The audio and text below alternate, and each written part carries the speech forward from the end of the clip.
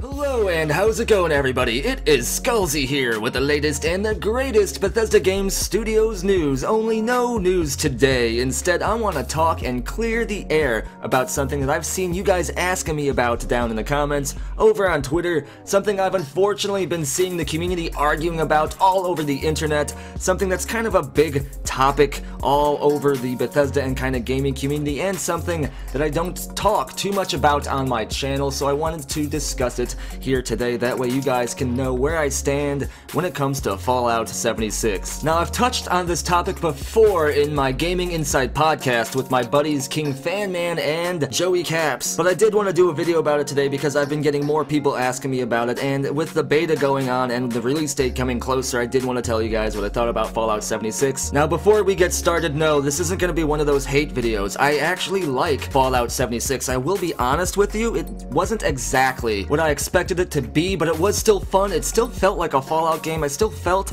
like I was playing a Bethesda game only with friends, and for the compensation that Bethesda had to make in order to allow a Fallout game to be not only online, but an MMO, a massive online game. It's not quite a massive online multiplayer game, but it's pretty big. But for the compensation that they had to make in game engine, game design, all of that stuff, the game still feels like a Fallout game. It doesn't feel like just something with a little bit of a Fallout paint job over it. It actually feels like a Fallout game with online elements, not an online MMO game with Fallout elements, which is what most of the community actually was complaining about, whether they know it or not. Now, there were a few things that threw me off about the game. I don't think I'll be using VATS very often, at least until I get used to the big change, because my brain is so programmed like a synth into being able to pause time and slowing it down and stuff with VATS from the single-player Fallouts, so having it the way it is in Fallout 76 does throw me off a bit. But apart from all that, I do enjoy Fallout 76. I like it. I definitely don't hate it,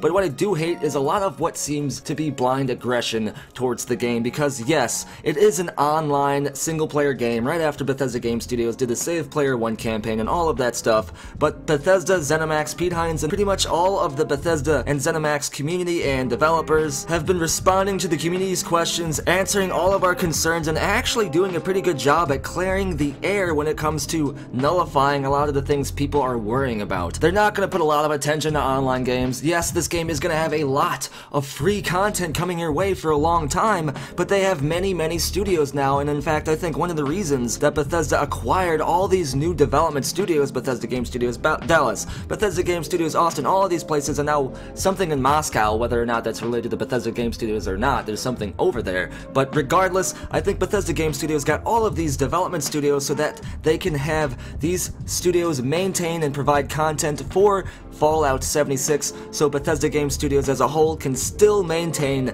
their focus on single-player, massive, open-world RPGs like Starfield and The Elder Scrolls 6 and eventually Fallout 5, and maybe Giant Monster News or Spy Team or whatever the hell that stuff is. Now, why don't I talk more about Fallout 76 on the channel? Well, I do every week. I do in a podcast. I haven't done the podcast this last couple of weeks because all of the crap I had happen from losing power to my computer issues last week did throw off my schedule as well as everyone else's schedules, but I'm bouncing back from that, and I am back, and we're getting back into doing the podcast. But nonetheless, we always talk about Fallout 76 on the podcast, and to be honest, a lot of channels are focusing their content primarily on Fallout 76, and while I do like the game, and I probably will cover the game more as it comes out, or after it is out already, I do want to focus on future Bethesda Game Studios single-player games, such as Starfield and The Elder Scrolls 6. I will probably cover Elder Scrolls Blades. I obviously cover other games as well, including next-gen gaming stuff, but as far as Fallout 76, that's why I don't cover the news as heavily on my channel as I do Starfield, as I do The Elder Scrolls 6 and next-gen gaming. But I do have ideas for Fallout 76 content. I just want to be known for looking into that deeper, darker, more mysterious, and farther away information. Now, I hope this clears the air and you guys don't think that I hate Fallout 76. I hope this answers some of your questions that you may have had about what I thought about the game. Like I said, I could go into more detail about this, but I haven't played it too much. I am kind of irked with Bethesda and ZeniMax for not allowing me to play yesterday. The PC beta, I think it was yesterday, when the launcher just wouldn't finish updating the game. This was an issue with, I believe, everyone in the community on PC, or almost everyone. Major negative props to dropping the ball for that, ZeniMax. But beyond that, I like the game. I don't like all the hate towards it. If you don't like the game for valid reasons, that's fine. But a lot of these people can't list valid reasons other than they don't want Bethesda to do an online game. It's like, come on, guys. Bethesda got all these new developers. They got entire new studios with entire new teams, probably over 100 people, just so they can still show us they're focusing on single-player games. And you guys bring up this hashtag SavePlayer1, like Bethesda is going back on what they said. I think they actually did a hashtag SavePlayer1 like a year before they announced Fallout 76 or however long it's been, because they knew people were gonna do this, so they're trying to kind of do a prequel to telling you that no, we like single-player games still, don't freak out.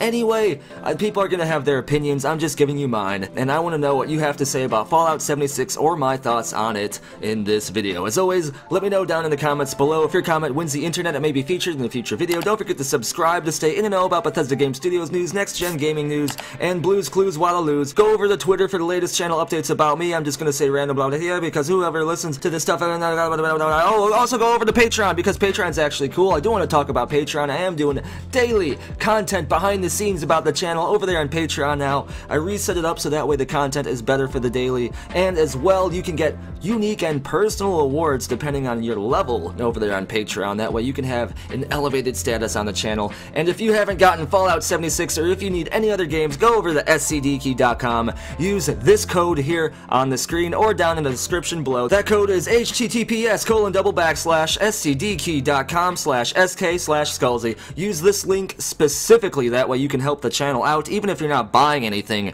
And if you do decide to buy something, use coupon code SKFG. That way they know Skullzi sent you and you get some of that savings. And as always, thank you for watching. Be sure to tune in next time when if you use coupon code Todd Howard, he is summoned in your house and rather annoyed, so he just hits you and leave. I don't recommend doing this.